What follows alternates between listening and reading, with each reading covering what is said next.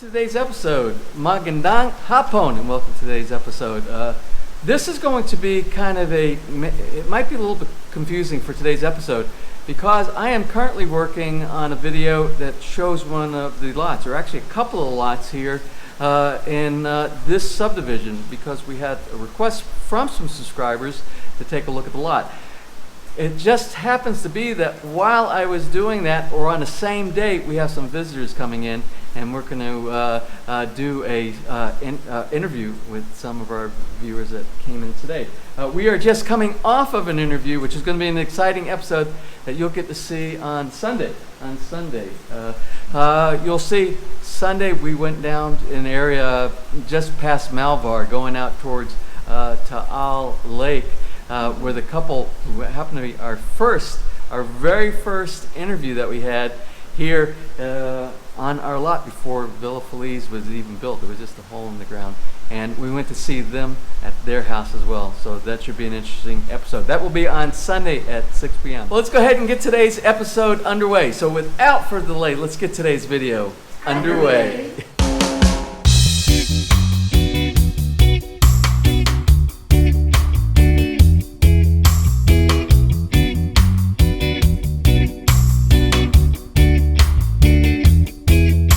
Well, here we are today, and we have some guests that have come in. It's guests that will be building, but from what I understand, the build is going to take a little bit of a while. They are taking their time. So I would like to invite Kath and Tom. And I'm going to let them kind of introduce themselves a little bit, talk about where you come from. If you come from the Philippines, where part of the Philippines? I came from Philippines, Malvar. I live in Malvar. Malvar! We were just there. Yeah, that's what I heard. And I am from Chicago, Illinois. Joined the military and ended up in Japan, and now I've been there for about the last 10 years. Does Chicago actually make the best pizza in the world? Or? It makes a lot of pizza. I actually don't like Chicago pizza, though. Chicago. Views expressed here by Tom about Chicago Pizza are not necessarily the views of my PhD mismanagement or affiliations and make no representation except any liability for its inaccuracy or completeness unless expressly stated to the contrary. If rash, irritation, or redness or swelling develops after watching this video, discontinue viewing. You know my favorite pizza? And oh, by the way, we're talking about pizza. These guys brought us some pizza over for lunchtime. As a matter of fact, I'm hungry. But they ate their pizza before they came over here. We were stuck in the rain, so we were trying not to travel during it. So they brought some pizza over. They actually stopped. They got pulled over. The rain came down so hard. I don't know if you can hear it in the background. It's just starting to slow down right now. But the rain has been crazy for about the last 5 minutes here. We knew it was going to rain today. So they got stuck. They ate their pizza. But they brought us some pizza over, and we'll grab a bite of that. Maybe we'll share that, because I think this is going to be so late. We might have to share that for an end of day meal. Pizza. I'm off tangent now. I went on to the pizza. Oh, pizza! My favorite pizza. I do this all the time. I kind of go off into James land sometimes. My favorite pizza, New York style pizza, real authentic pizza from maybe like the Queens or from Brooklyn. Some of the best pizza. I like the greasy pizza with the cheese is just kind of falling over, and you kind of scoop it up into one big scoop. Yeah, they actually, if you put your napkin on it, the napkin will disappear with all the grease. So I know which one you're talking about. So you've been in Japan for quite a long while, what you were saying. Almost a decade. I like the culture, and it's been enjoyable to just a little bit of travel there, but more just build as a family. And so for the last half of that decade, Ron and I have been married, and as For almost 5 years. and I always have to look. It's on my ring in here somewhere. You always forget. No, but you have to pinch yourself. Is this really real? If I've been married to this wonderful person for 5 years? It has gone by fast, and we just had our son Gabriel about 4 months ago. He is being right now kidnapped by family, and so. Welcome to the Philippines. You're talking about you're over in Japan. I don't know if you met Kath over in Japan, but how did you meet? How did you guys come together? Do you want to tell him? Sure. It's usually social media, right? Social media. Internet. And then our first date was her coming off the airport, and Still there. everyone gets off the plane, and I'm just sitting there. First time I'm going to see her in person, and I see the stewardess come out, and then I see the pilots Wow. come out, and I'm like, what is going on? Oh, that's all. They always, I think women do that for a reason. They're like the last person, or they wait like 10 minutes after the last person gets off. I think it was like 30 minutes. It's very small airport. Yeah, And we Iwakuni went is to this- very small. Restroom, and then Yeah. and then they're fast. They grab in their lunch and they're Just so fast. And then I'm saying, well, there's so many people here. And Wow. but then it worked out well, and so she was able to spend 3 months, Yeah, and she was able for to the spend first time. 3 months. And the way Japan's opened up their visas to the Philippines when she came out, it used to be very restrictive, and so her visa said 90 days, right? And that's what her client told us when she got it. Well, it turned out it was for 15 days out of the 90, and so the 90 was a window, not how long she could stay. And so immediately when she leaves, she gets like, Can't go home. they, instead of letting her go home, they basically secure her. Send me back to Iwakuni and need to go to the immigration. And so then, of course, now she can't come back for about Another a year. year.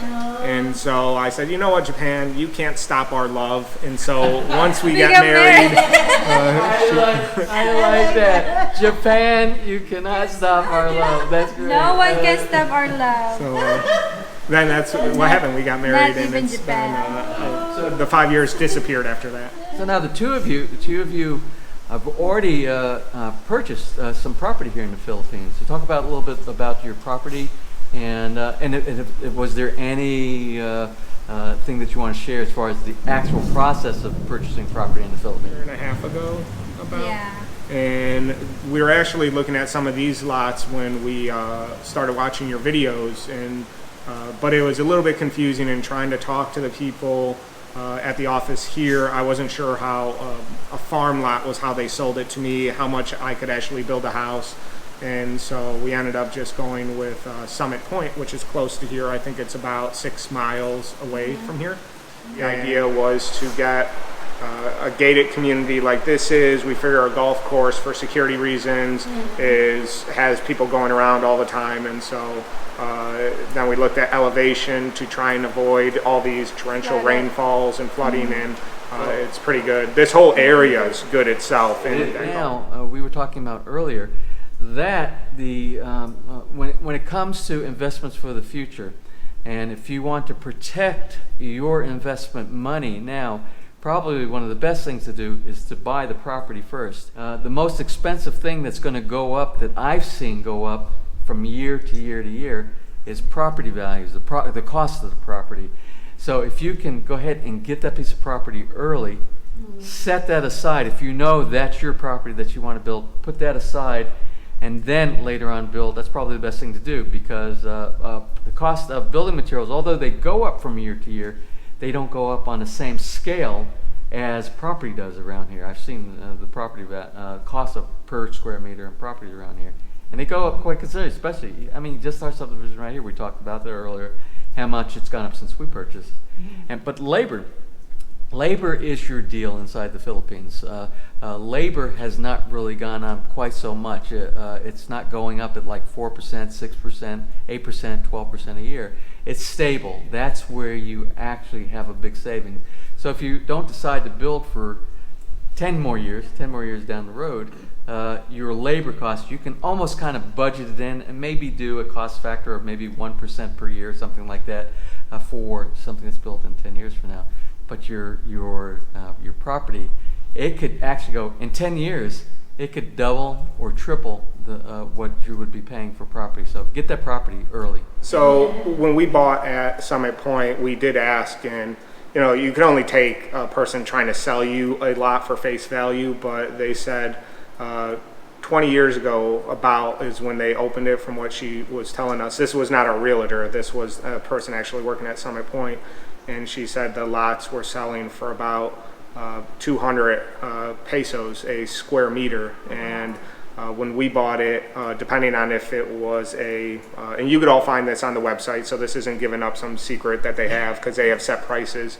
The corner lots, I think, were $5,500 a square meter, When you bought it. and the regular lots that aren't corners were $45. And so already 20 years is a long time, I get it, but to go from 200 to 500 pesos a square meter to 5,000 is a tremendous amount. Exactly what I was saying. And even in the year that we've been there, the corner lots that were 6,800. yeah, they're now 6,800, and so they've gone up 1,200 or 1,300. The regular lots, I think it's 55 now, because the regular lots are now the same price as a corner lot. And So the lesson here is, if you're thinking about building in the Philippines for a retirement home, get your property as soon as possible. That's the biggest tip of the day right here.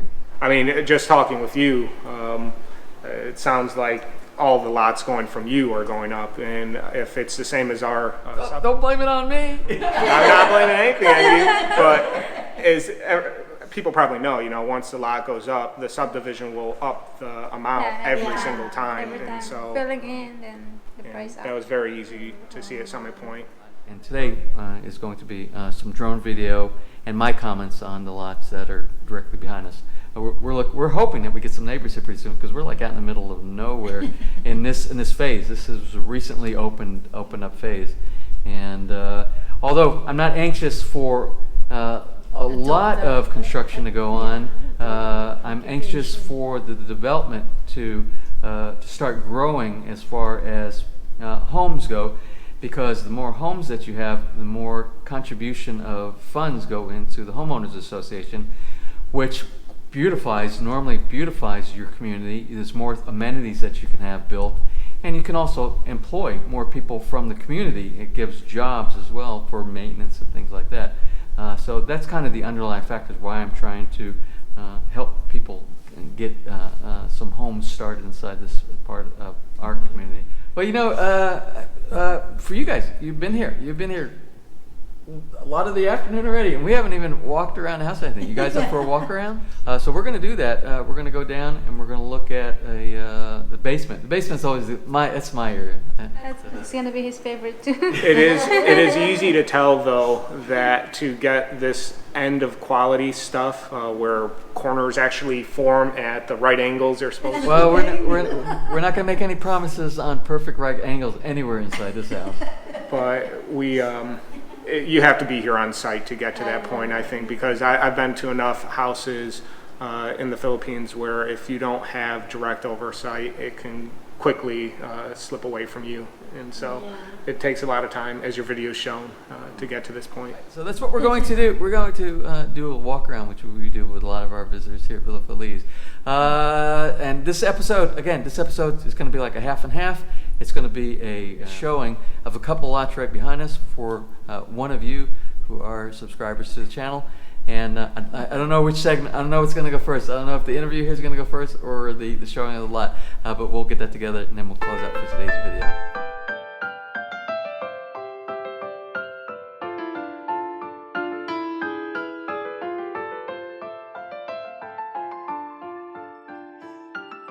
Okay, here we are on block 15, lots 4 and 5. You see the little flag right over here?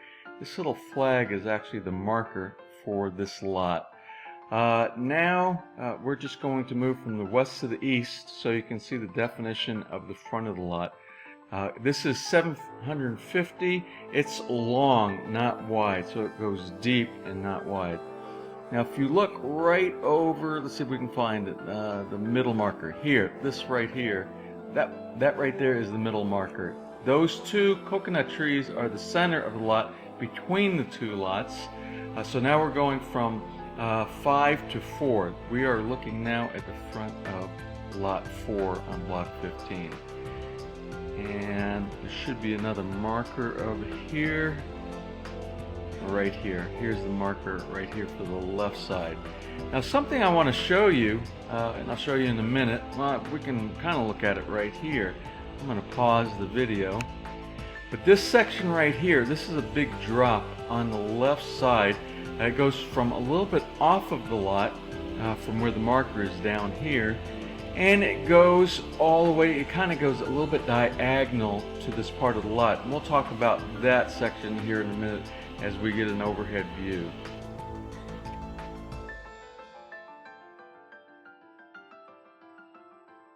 Now what I like about these two lots combined together is you see the tree to the right over here. You'll see it in just a moment. Maybe you'll see it here. Now it's to the left. We're actually in the center of the lot. These two coconut trees, in the very center is the center of between lot 4 and 5. But you see this big tree to the left, this big tree right here. This is what makes this lot so attractive. One of the attributes that make this lot so attractive that you don't find on any of the other lots. And you see the bamboo thicket right here, which resides on the front, the very front of lot 5. And this one resides on lot 4 over here. But if you were building a house and you put your house right in this location right here, you have a 20, maybe 30-year-old tree that's already matured that will provide shade to your house. And it's one of those very strong trees, like we have oak trees in the US that are desirable. So anyway, this is what I want to talk about, this area right here, which the lot, which is lot 5 or lot 4, it kind of goes in this direction right here with this little bit of a drop off right here. So if you were building on this lot right here, what you would have to do is you have to, on the very side, the very corner, you would have to tear off if you wanted to, if you were building basically a perimeter fence that goes back here and comes across this way, you would want to kind of tear off a garden area down to your perimeter wall if you put a wall up on this lot. Now what's nice about this, you see these two coconut trees right here. This is the very center, and this is the apex of the road. At this end, the road goes down, and on the other end, the road goes down. This is the height, the very highest point on this road. It's hilly. It goes from a lower point to the very highest point down to the slowest point right here.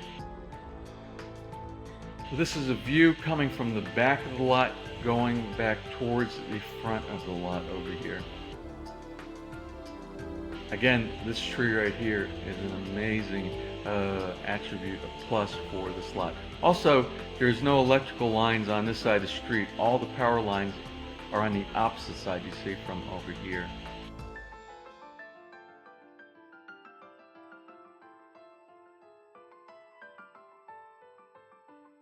These lots combined together, both of them have several coconut trees, so you have mature coconut trees from the day that you start to develop the lot. So if you enjoy buco, you'll have plenty of vegetation here to be able to get your coconuts from.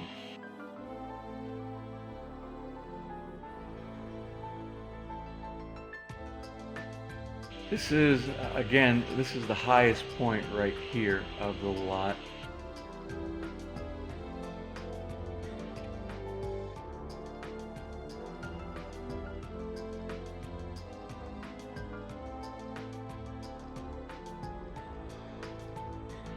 And you can see the drop down on the back side but this is the east side of the lot right here. But all the other part of the lot that you see, the two lots combined, it's very easy to develop if you want to put a house on this lot. And I think here we're going to just go right down the center, and this is the dividing line between lot 5 on the side and lot 4 on the side right here. Those of you who have been watching the Villa Feliz series, you know that our lot over here to the right, where you see Villa Feliz, is the highest point on block 15 right here. So this shares a slight grade down at this point from our lot.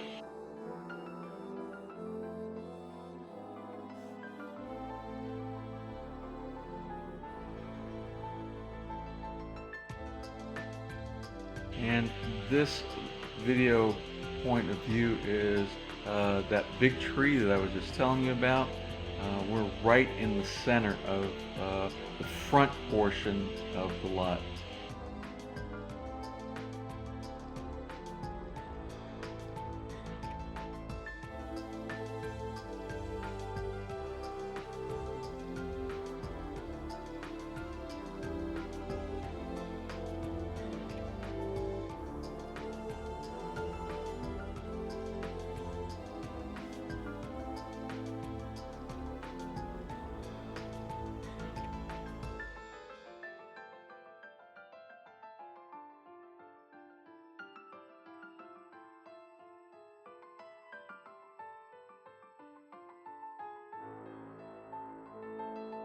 Now what I'll do, I'll try to put this is a view from above, so you can get a aspect view of each of the lots and the two lots combined together, how they take up the real estate on Block 15 itself.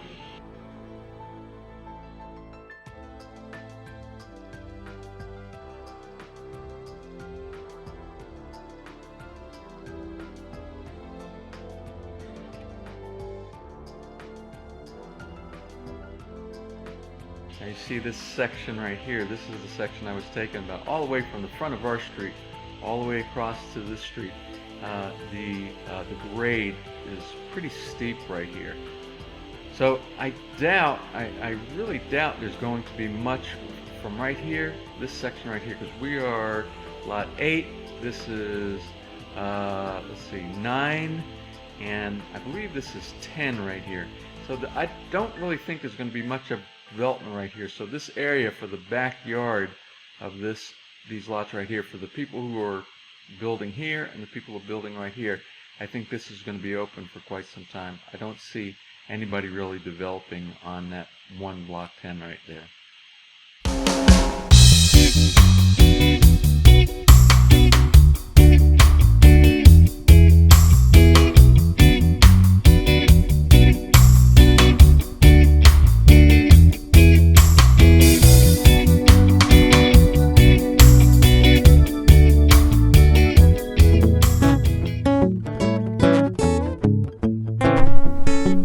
If you enjoyed today's episode and you would like to see more just like these, just click on one of the helpful links over to your right and you might be able to pick up on some good information on DIY projects, how to, or if you are interested in moving to the Philippines and building, you'll find answers there as well.